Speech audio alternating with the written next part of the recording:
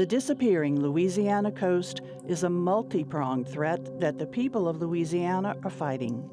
This WYES podcast looks into how the scope of coastal loss was recognized, who began sounding alarms, and then started developing a strategy to save the coast and a way of life.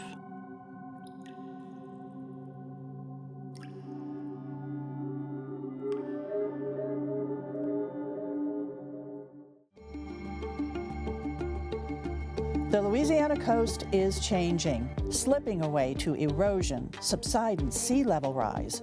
Decades ago, the threat was recognized and a focus on saving the coast evolved. In this podcast, we'll remember those who sounded the early warnings and began the battle to save our coast. Hello, Marcia Kavanaugh, WYES Community Projects producer, and thanks for joining us as we continue our podcast, Early Warnings, about the beginnings of the fight to save the disappearing Louisiana coast.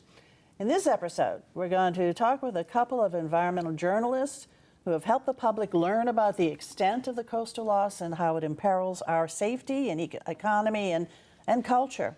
Joining me for this conversation is Steve Mathies, a coastal consultant with STANTEC, who is also co-producer and host of our podcast, who formerly led both a state coastal agency and the Barataria-Terrebonne National Estuary Program.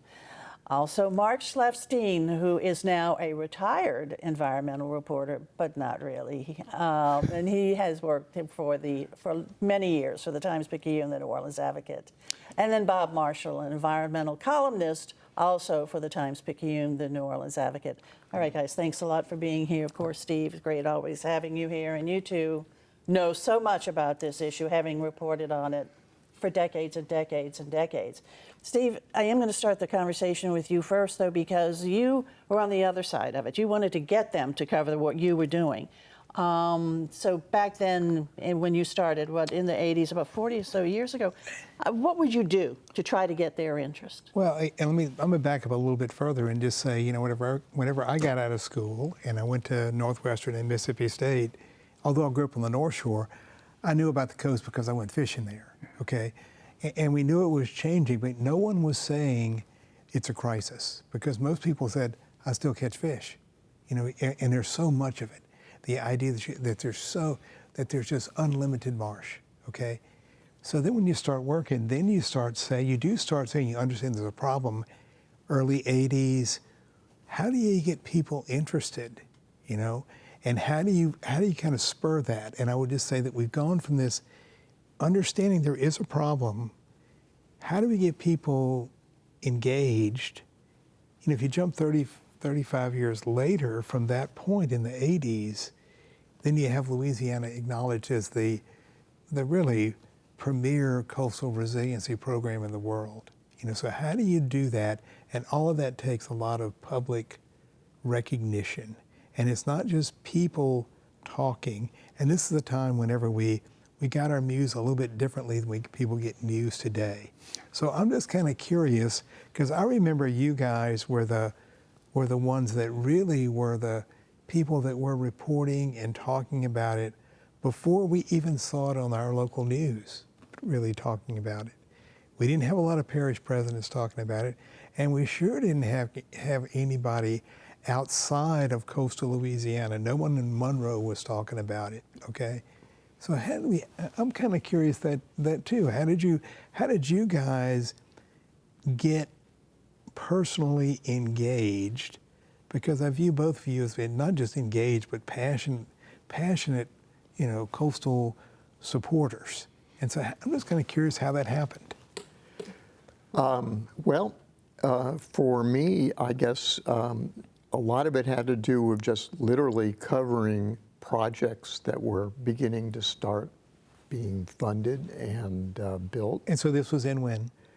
In the 80s. Okay. There were some small projects that were underway. And then I guess the first real thing that I remember covering that had a major effect was the Corps of Engineers hearing on the Carnarvon and Davis Pond and Bonnie Carey Spillway freshwater diversion projects, which were aimed at that time, the Corps was not able to put a number to improving wetlands. It had to have a financial worth to build a project. And for those 3 projects, the financial worth was oysters. And it came up with a way of funding these projects that the state wanted to do by coming up with dollars for oysters that outweighed the costs of the projects for public oyster beds. So when you say that benefiting oysters, just so people, you're talking about stabilizing the isohalines, the salinity lines, right. to increase oyster increasing production. the amount It had of nothing fresh to do with water. sediment. It had nothing to do with sediment. It was just, you just wanted the water. You didn't want the sediment. Right. Well, at that time, there was talk about getting the sediment in, but that wasn't, they weren't able to do that because of the way the Corps worked and because of the dollar. The Corps could not put a dollar amount on what the value of adding sediment to that area. It was able to do that with fresh water. And so in doing that, that hearing became, it was significant. That was the first one where the oyster growers, the guys who actually growing oysters on water bottoms leased to them by the state, were all stood up at this hearing and said, this thing's going to kill us, especially in Carnarvon. We're going to lose our shirts.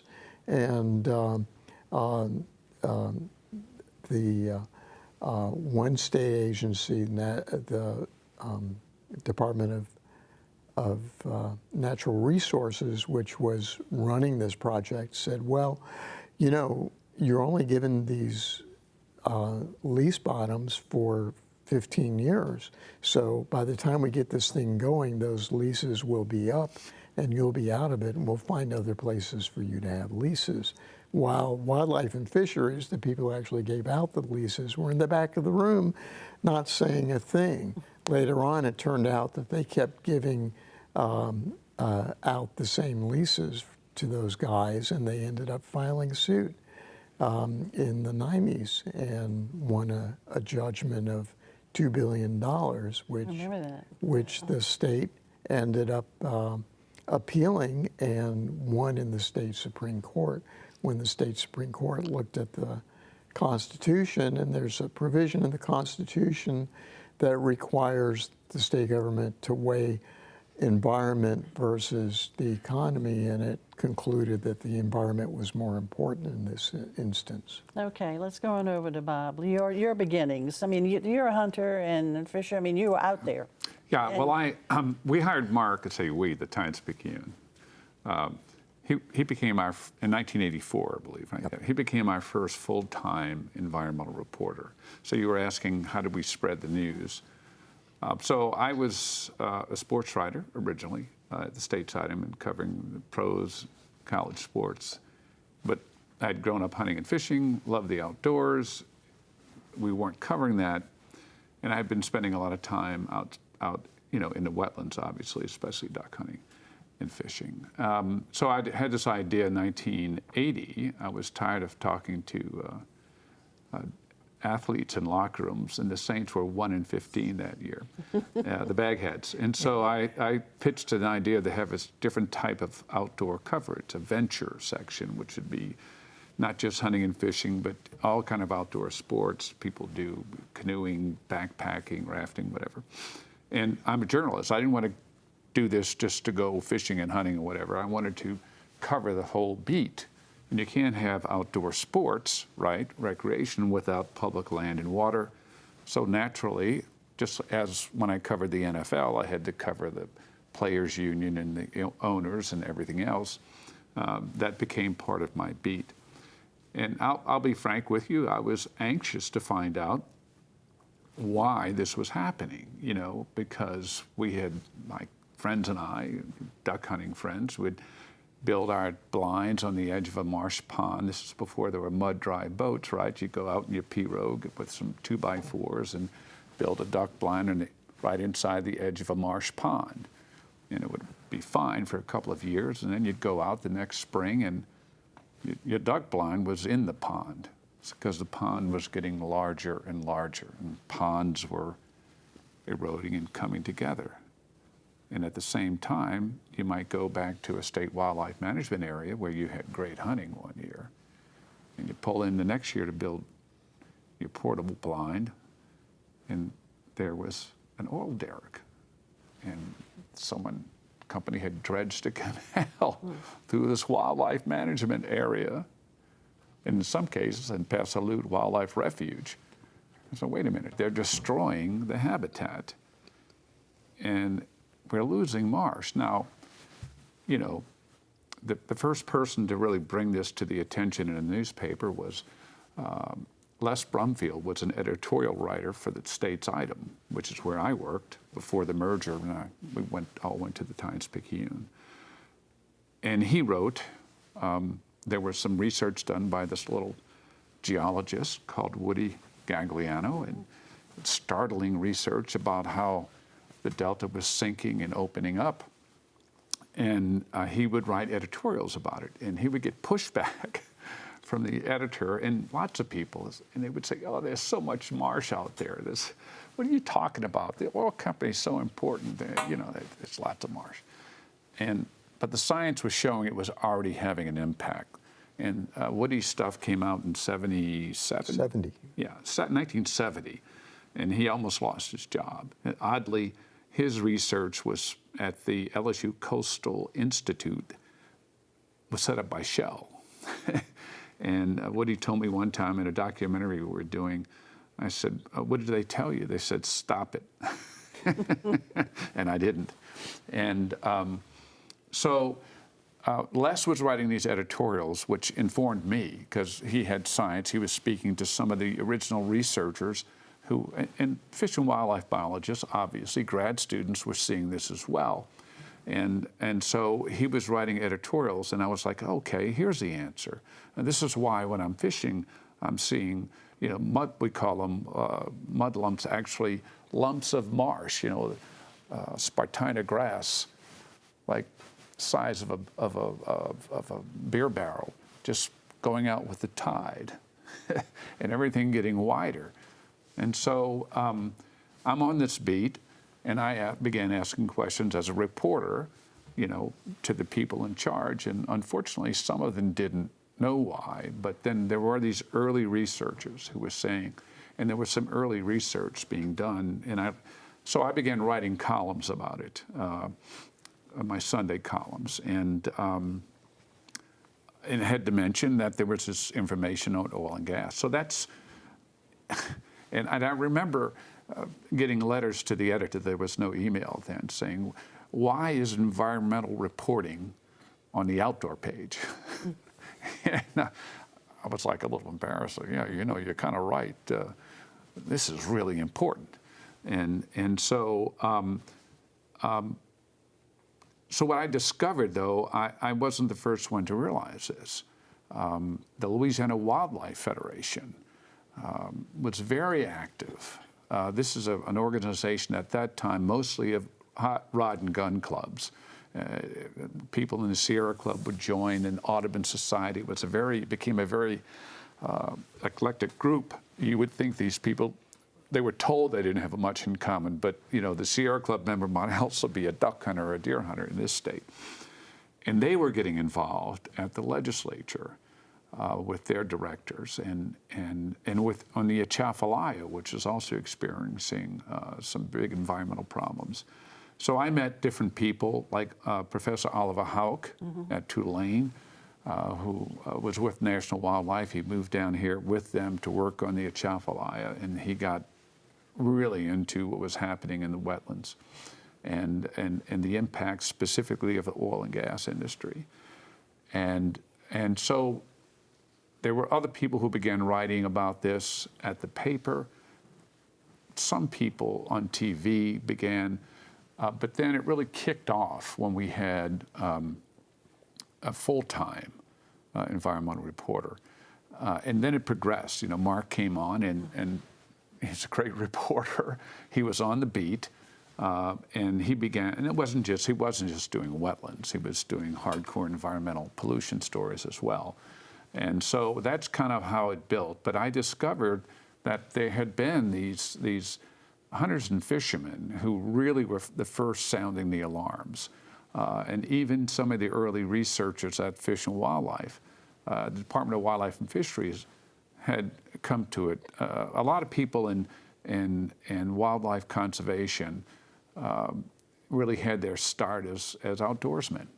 And they went to college, they got degrees in wildlife management, and of course, they were inspired by their love for the outdoors as well. So it grew from there, and then expanded, and then it grew. So, but the real, how did the public get involved?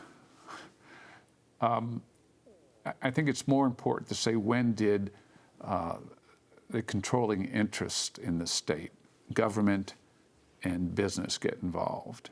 And you can kind of trace that back to, I think, two things, and Mark can correct me on this if I'm leaving some people out, but the Coalition to Restore Coastal Louisiana was formed. Mark Davis was their first executive director. And he realized that because of well, in any place, industry is a powerful controller, really, of politics. And in this state, it was oil and gas. And you're not going to get anywhere running up against them. So he said, this is also an economic issue. And he had heard that King Milling, the president of Whitney Bank, which was the largest bank in the state, liked to hunt, ducks in particular. And so he asked for a meeting with King. And he went to see King, and he laid it all out. And he said, this is not it's not a bunch of tree huggers. This is not anti-business. This is a threat to your bank, to all the mortgages that this bank has with businesses out there who are facing some horrible consequences. People may be walking away from their mortgages. Businesses could be collapsing. And, King, being a very smart guy, said, wow. So because he's King Milling, the head of the largest bank, he calls Governor Foster and says, we need to, and Foster was a hunter and fisherman as well. Mm-hmm. No one would call him an environmentalist, maybe not even a conservationist, but he said, okay, we'll have a big meeting. So they called this big meeting in Baton Rouge of all the businessmen in the state, or something like that. And King and Foster laid it out to them. And so that made it okay to care about the coast, to care about the wetlands, because it wasn't just these environmentalists, these crazy fishermen or hunters, or Sierra Club members. The other thing to understand in this, to begin with, one of King's real problems was, how does he get insurance for houses and buildings outside the levee systems? The cost was going up. And so that was a problem. The other thing is to remember that 80% of the wetlands in the state are owned by private interests, a lot of them by oil and gas companies. And so you had to have them involved from day one in all this stuff, and that's what happened. And in 1998, when all this was occurring, CRCL and King and other environmental groups got together and created something called Coast 2050, which was the first real plan to say, hey, we need to do something about wetlands. Let's try to figure out what's going on. Yeah, so now was the public involved? And I have to say,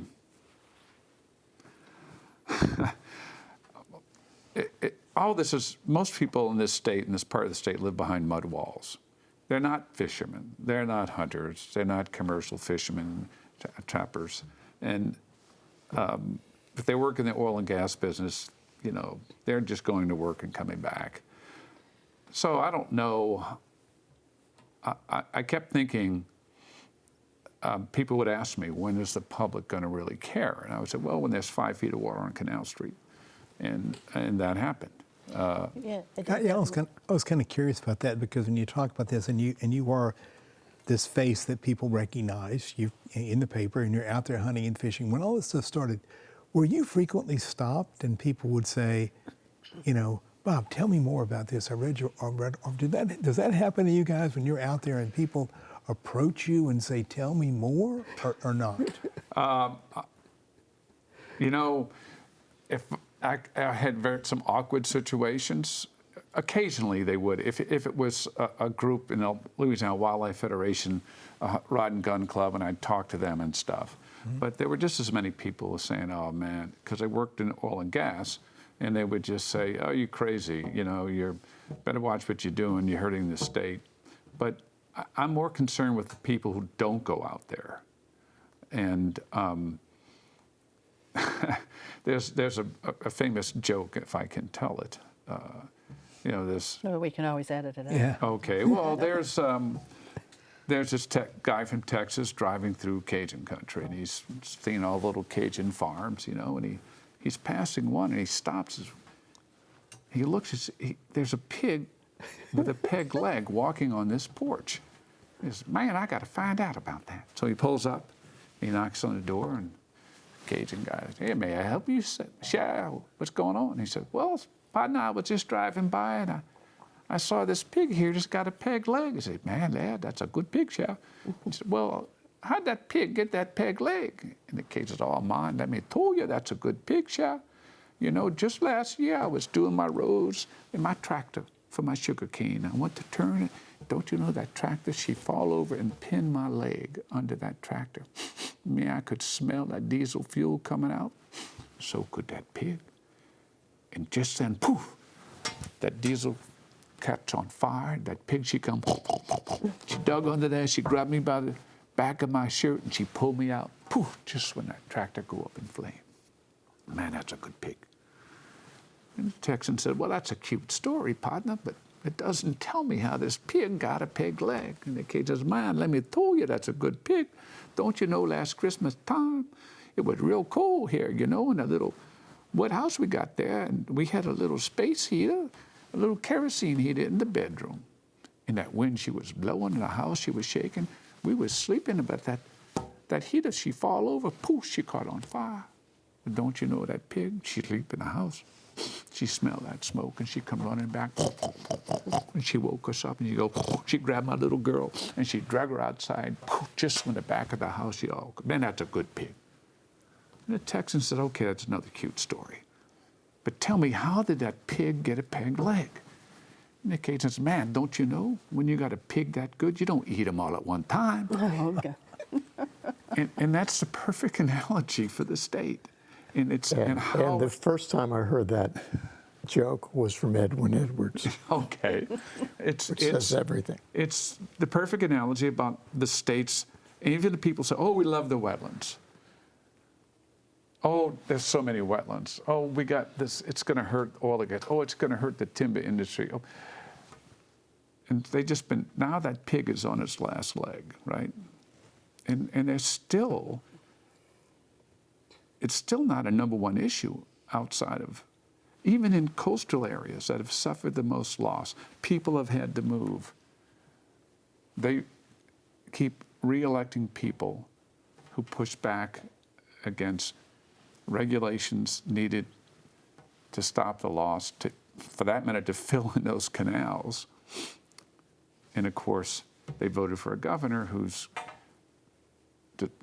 canceled one of the projects needed. So it's hard for me to say people have woken up, and they haven't made the connection between, NGOs always talk about policymakers. Policymakers are politicians. They're the people who make the policy, and so. 80%, the polls show 80% want to save the coast. But when it comes down to money, elections, this type of stuff, they're just not there yet. So, or they've forgotten. And that's, you know, you look at why Woody Gagliano did the first studies, and it was because there was a plan to take a third of the Mississippi River's flow and move it to Texas and Oklahoma. And one of the other one of the other states in the West, and it was only then when he looked at it, he said, no, that's a major problem here. We're losing wetlands. We've already lost 3,000 square miles of wetlands, and we're losing 16 and a half acres, 16 and a half square miles a year. And, you know, over time, those numbers have increased at times. Right now, they're dropped, but part of that drop is because there aren't as many wetlands acres left to lose. And those are key problems that it's hard to get the public to understand what's going on. And those kinds of issues are a problem to get editors to understand as well. And a good example of that was when I proposed doing the series in 2001, which became Washing Away, which was about risks from hurricanes.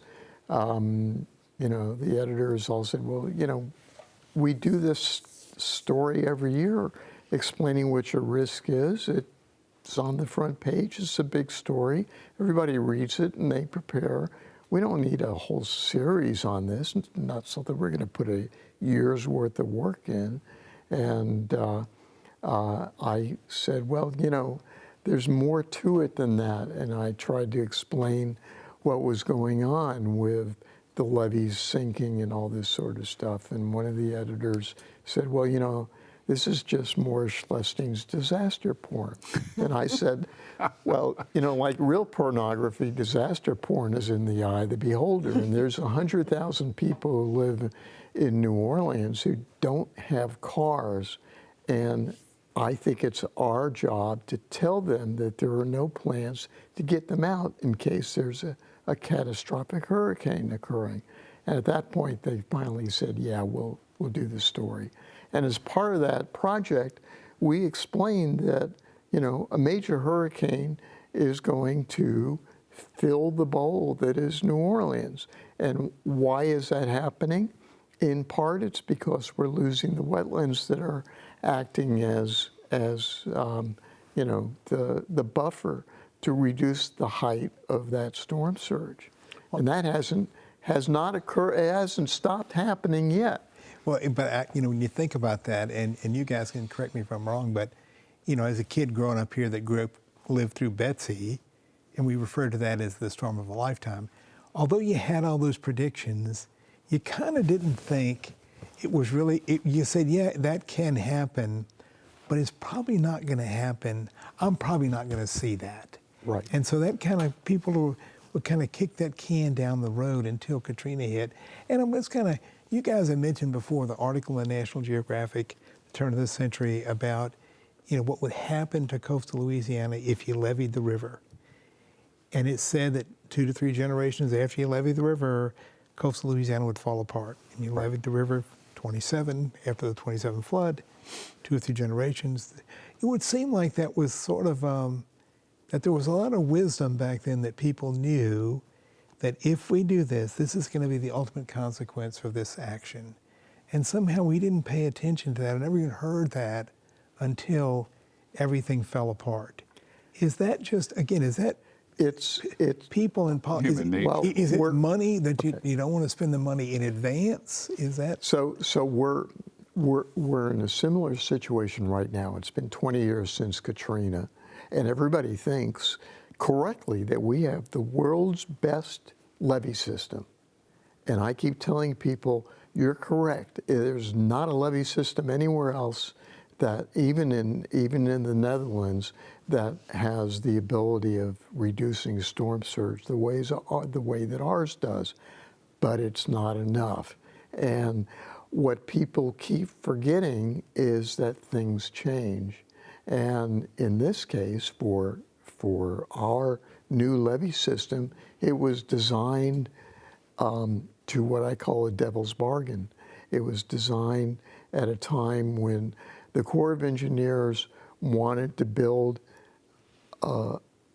rebuild the levee system, but it had worries about how much money it was able to get. And Congress wanted to rebuild the levee system because it was concerned about the National Flood Insurance Program, and it wanted to get the levees up as quickly as possible to get people in the bowl that insurance so that they would be protected from new hurricanes. And so they came to this agreement. We'll build it to this new standard of 1%, which is 100-year. Well, the previous standard was what people in 1979 thought was a 300-year flood, not a 100-year flood. And what people forgot was that between 79 and 2005 was that there were dramatic improvements in science that allowed people to understand that hurricanes were getting bigger and that storm surge was increasing and that climate change was occurring and was going to increase the height of water on which that storm surge was going to be on top of. And so that now, even though Congress has authorized the Corps of Engineers to study finding a way on the East Bank at least to elevate the levees to a 200-year level, the money's not there. Why? Because there are so many different things that Congress is dealing with. It's not the Netherlands that thinks in one direction. Our biggest concern is flooding for the entire country. It's not our biggest concern for the entire country, it's just for coasts. And people are worried about so many other things, crime, economy, jobs, and all those sorts of things. It becomes something that they don't think about all the time unless somebody's bringing it up to them. And then you guys have been bringing it up to them. And We've I mean, been trying. you know, I think that maybe you're not giving yourselves enough credit. You have informed this community, and you're continuing to inform this community. I mean, you don't see that this community has become at least a bit more aware of this issue and concerned? I know that when the series came out, people were saying, oh my goodness, look at this is just terrible, but not really thinking I'm going to experience. And then came Katrina.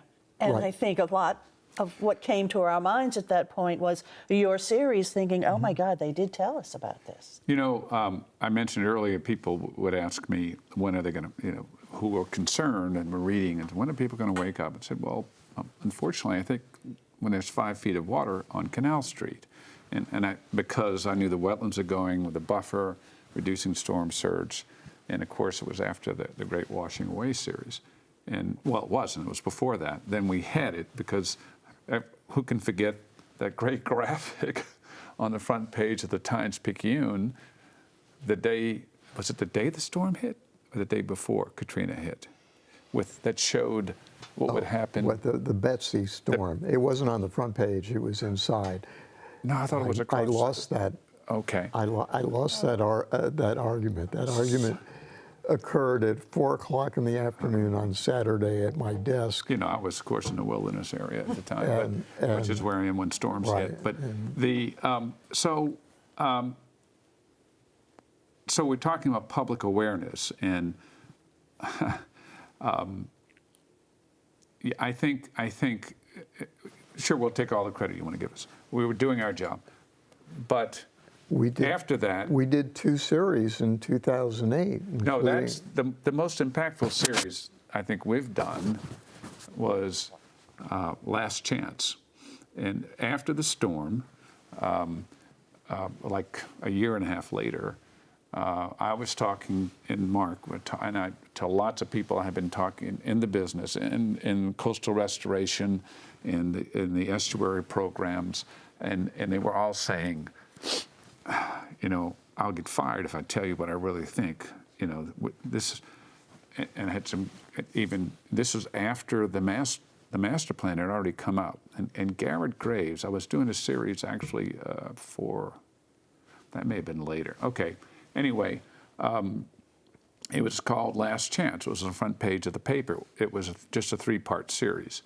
And our photojournalist did this incredible shot. He went up, I guess it was Ted, yeah, it was Ted, in a helicopter above the city at either sunset or sunrise, maybe, I don't know, maybe 1,000 feet, and shot towards the Gulf of Mexico. And you could see the city, the river winding here. And when you use a big lens, you know, everything is stacked. And so you could see just how close, it exaggerated it, but it shows you really the shape we're in. And the lead was with maybe St. Pei. Carrie St. Pei? Carrie, your predecessor, about, you know, 10 years. 10 years. We have 10 years left. Right. If we're not making significant progress in 10 years, it will be too late for many of the communities, basically south of US 90, and that really shocked a lot of people. And I can remember going. There were groups who wanted to all over town who wanted to talk about it, and by then we did have, I think. But anyway, Katrina pushed the state into action as well. Governor Blanco, and then the order was, Coast 2050 was the first plan, but this is the first time, well. Right, so I can explain that. Okay. So in 2005, after the storm, the Corps was given several projects to do, and one of them was to create something called the Louisiana Coastal Area Ecosystem Restoration Plan, which was supposed to look at the entire coast and figure out how to restore things and also where are the best places to put improvements to levee systems. And the state looked at the beginning of this and freaked out and said, we need our own plan that we can give to Congress at least as the appendix to this so that our plan gets considered by Congress. And it turned out that the state finished its plan in 2007. Yeah. And it was a year before the Corps finished theirs. And at the end, the Corps basically punted and said, well, we're going to go with let the state do its plan for most of this stuff, and we'll put all of our money into beneficial use of dredge material, which is basically these projects where we're going to pump sediment from that we collect from keeping the navigation channels open and build wetlands with it. And the state was like, yeah, that's great with us. And Congress started funding some of those things, but none of that went very far until 2010. And that was when BP occurred, and all of a sudden there's a huge amount of money available to do a lot of these projects. Well, the state announcing its plan was a major. It wasn't just a couple, reporters who were probably lefty pinko environmentalists, secretly members of the Sierra Club or something. It was big numbers, $50 billion 50 years, over 50 billion, years. A holistic plan. And actually, Governor Jindal, who was no one's idea of an environmentalist, appointed Garrett Graves, who's this hard-charging, get-it-done mechanic of the way Washington works and politics works. He can aggravate a lot of people and he can yell at reporters all the time. But Governor Jindal's first executive order, I believe,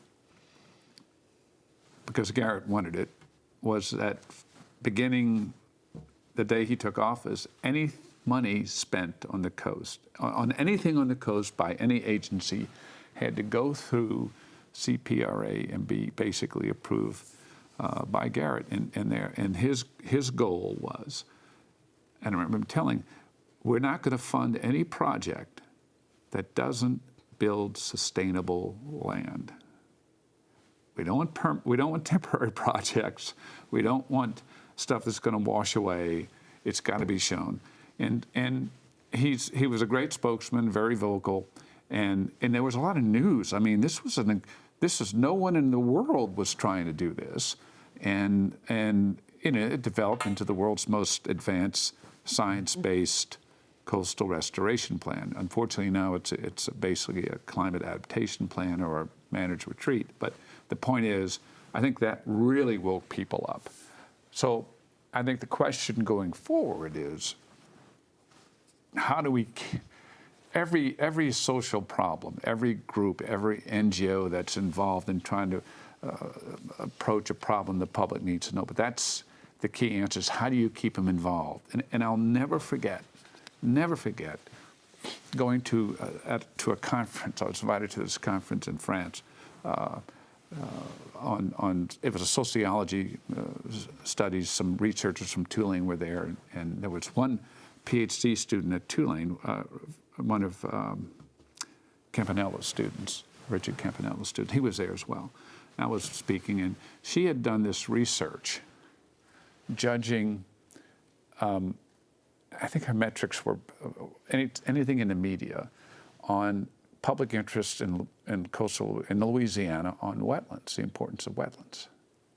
And so she had a graph, this great graph, and here it is down, like here's the bottom, it's like this. Katrina hits, whoosh, 3 years later, it was back down where it was before the storm. So how do you keep people involved? And you asked the question, why does it people have, historians and sociologists have written a lot about this. This wealthy countries, this one in particular, manages changes by disaster because we have so much money, and that's what's happening now. And climate change, people don't want to talk about it until your insurance rates go through the ceiling.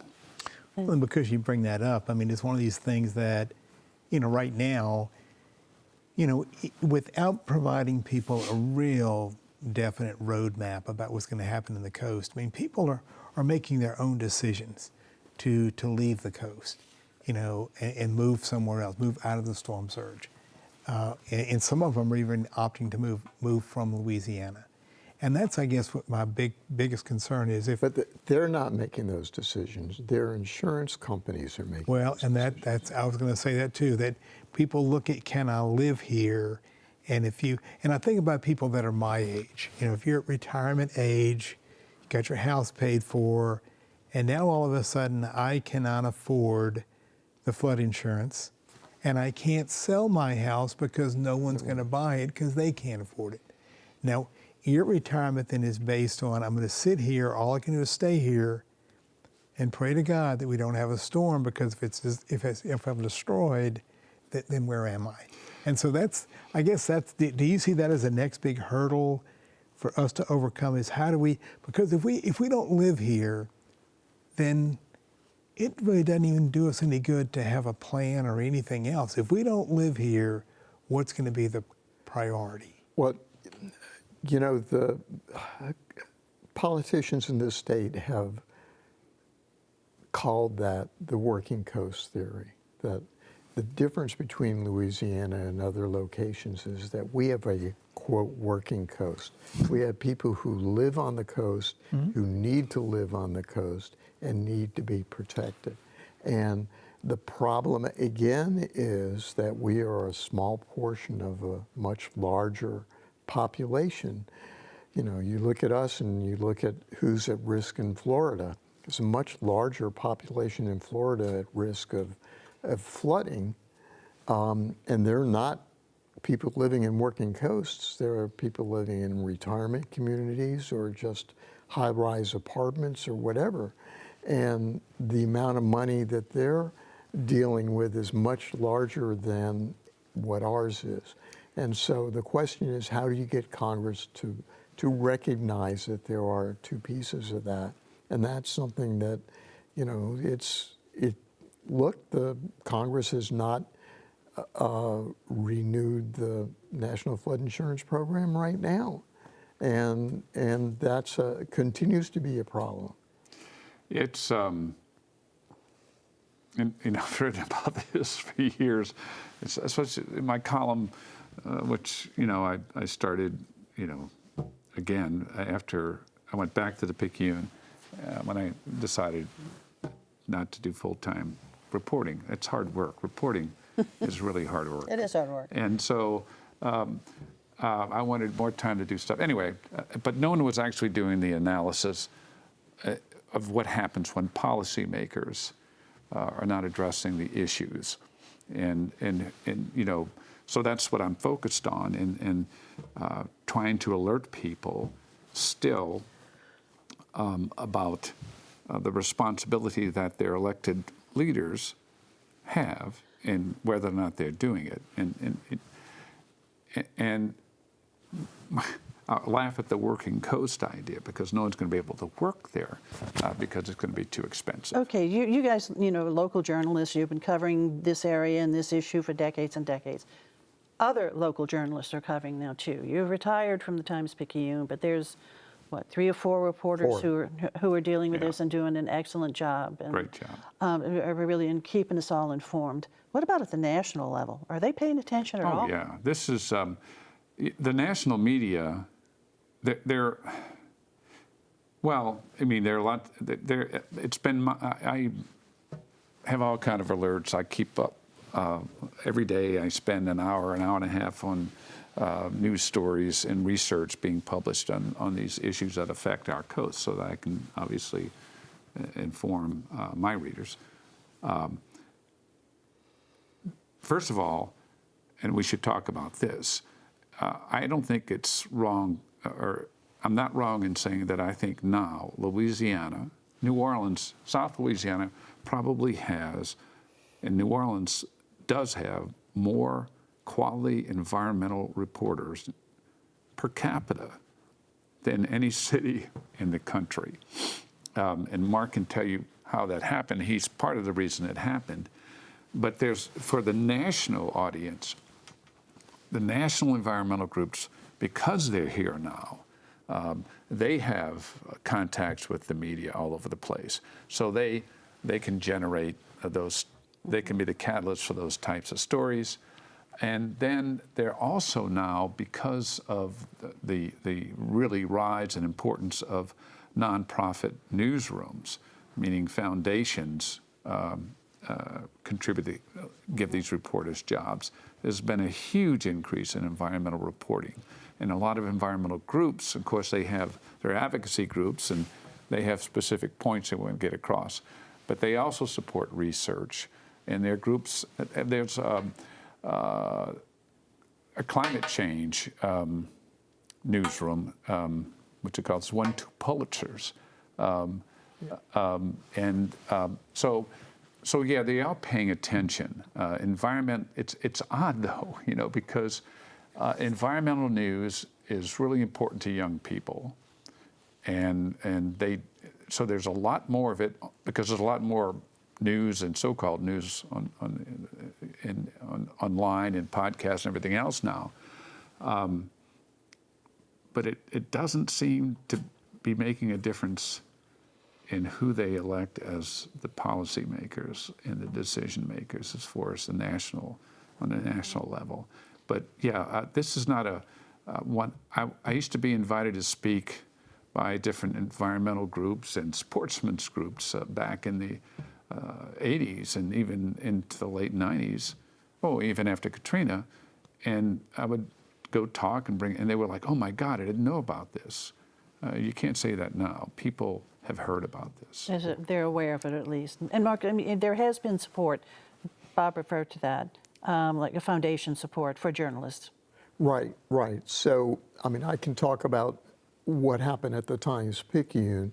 I was a longtime member of Society of Environmental Journalists and a longtime board member. And Walton Family Foundation had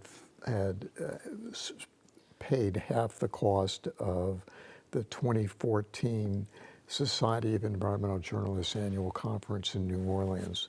And I remember I was chair of the conference, and the number of times anybody from Walton said, "We need you to do a panel on this or a trip on this," was zero.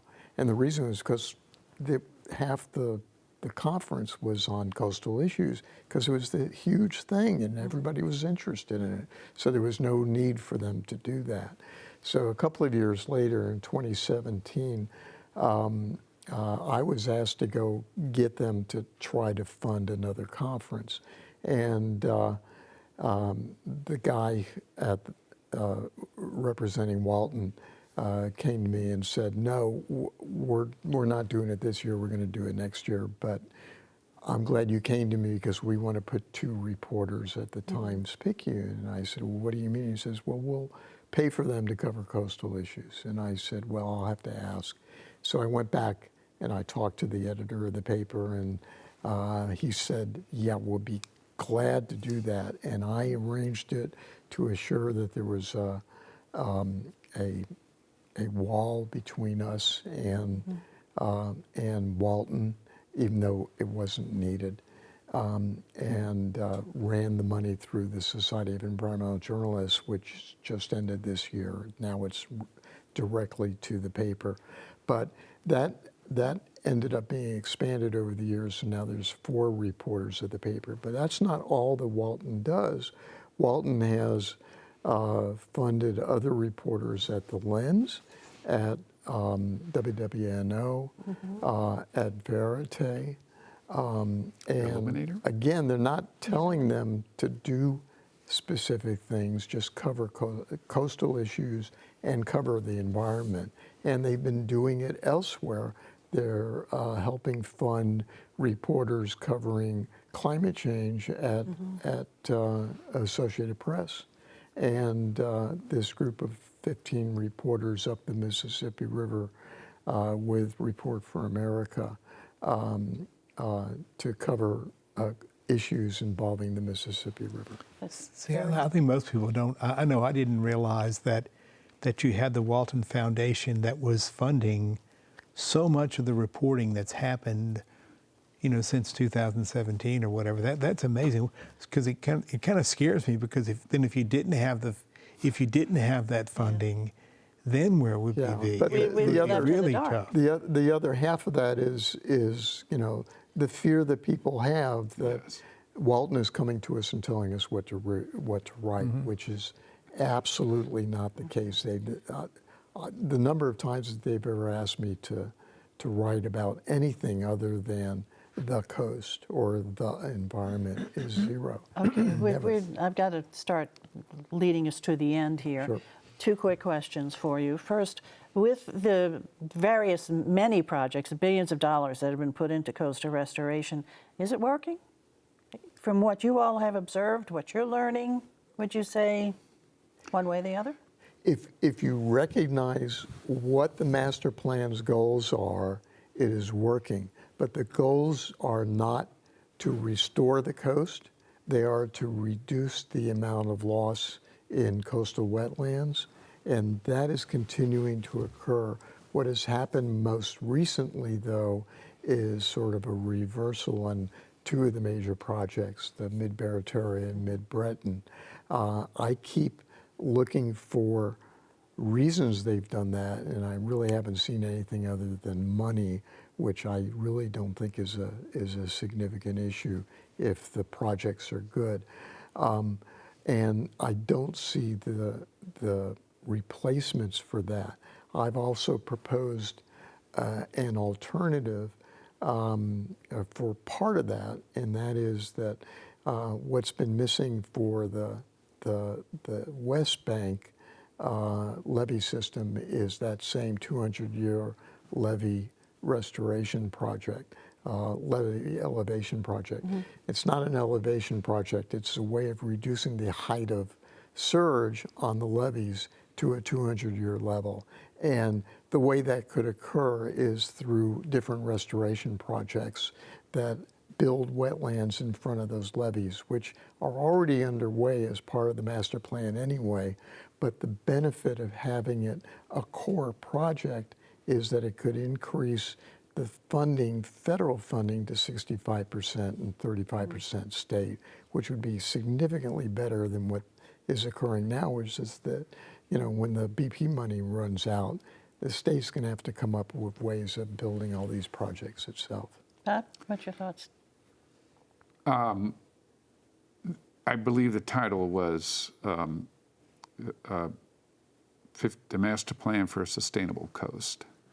No, it's not sustainable because of since the project was first announced, climate change has changed everything.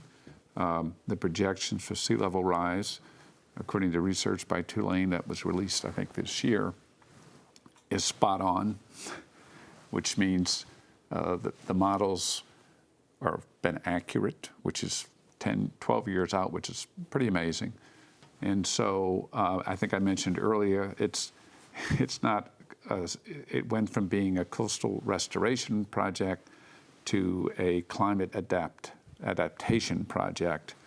And they're not doing that because they're refusing to, the state's leaders is reflecting, unfortunately, the thinking of our president and his administration and most of Republican Congress that we don't need to address. It's not a serious issue. So climate change is not a serious issue. In fact, he's rolling back all the programs that were put in place to address that by switching our energy from fossil fuels to renewable energy. So the only way for us to have any type of sustainable coast, and there's enough sediment in the river for this, sustainable will be if the world is successful in reducing emissions. There's no two ways about it, and we're not doing that.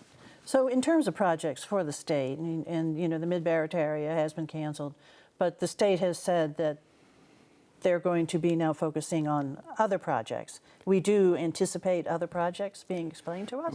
None of them have been released yet. Maybe Right. this month. There are lots of projects in the master plan that will still be built, and it's a significant amount of money, but they're projects that last only 20 years, and they're going to need a source of sediment to keep them above water in the future, in the next, through 50 years or In through order 100 to be years. sustainable. As Yeah, I mean, sustainable for, sustainable means for the they foreseeable last. future. Yes, yes. Right. That they, And so if you're not using the major diversions the way that the original plan was, then you're going to have to keep raiding the river for sediment and pumping it inland at costs of millions of dollars. Billions. And billions of dollars over time, and it's just going to be continuously increasing.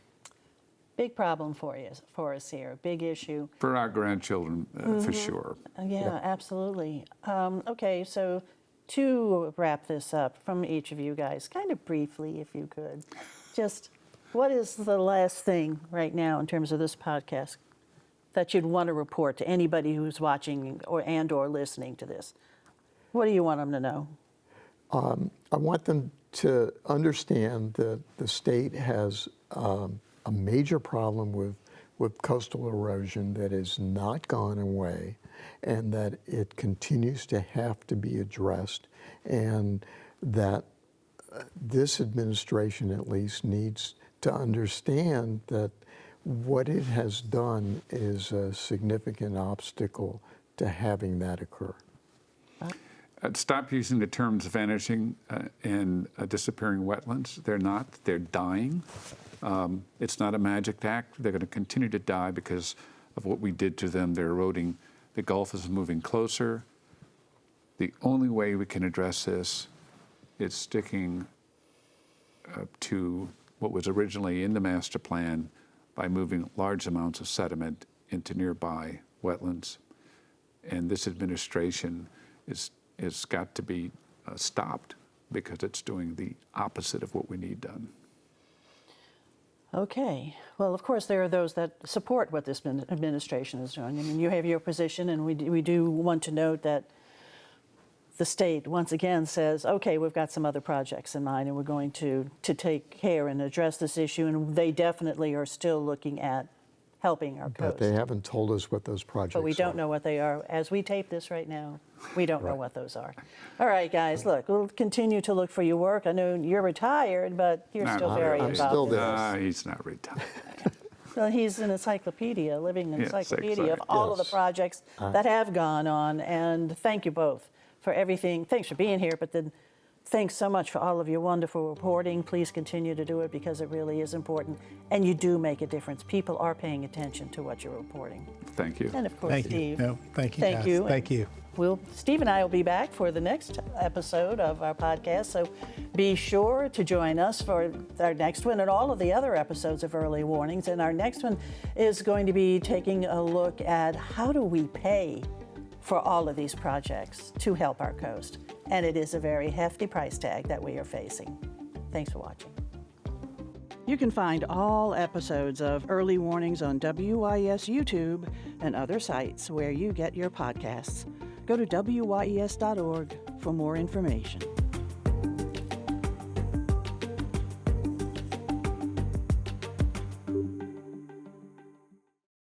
All of the views and opinions expressed by the participants in this program are solely their current opinion and do not reflect those of WYES or its affiliated associations.